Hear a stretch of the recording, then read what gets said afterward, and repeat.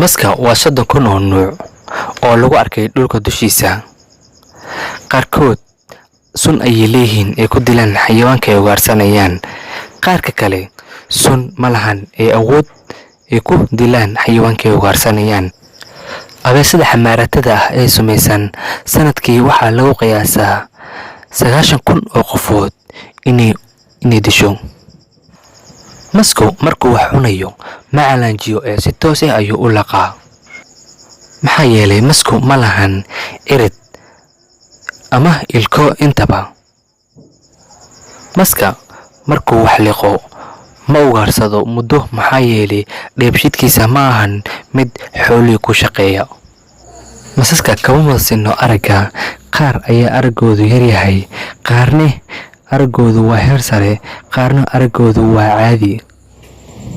Masaska ku nool dhulka hoostiisa iyo kuwa ku nool godadka waxaa ka arag sareeya kuwa ku nool cawska. Masasku waxay ka wada siman yihiin urinta. Masaska sida dadka oo kale kuma uriyaan sankooda ee waxay wax ku uriyaan waa carabkooda. Masaska adduunka ugu halista badan waa kan lagu magacaabo Taipan. Maskan qanidiisa waxaa weheliya mareedkiisa oo aad u sareeyo lehna dhibaatooyin aad u fara badan. Haddan waxaa dunidan ku soo shaabaxay masas halis ah iyadoo jiraan in masaskii hilibkoodii la cuno dalka China. Suuqa ugu weyn ee lagu iibsho xayawaanka ee Wuhan ayaa waxaa ka mid ah xayawaanaadka aadka weyn ee lagu iibsho maska iyo waxaa ka mid ah xayawaanaad aad u fara badan. Xayawaanadan ayaa ku jiro aqallo loo sameeyay mas'uul kala iibsho qiimaha kala duwan.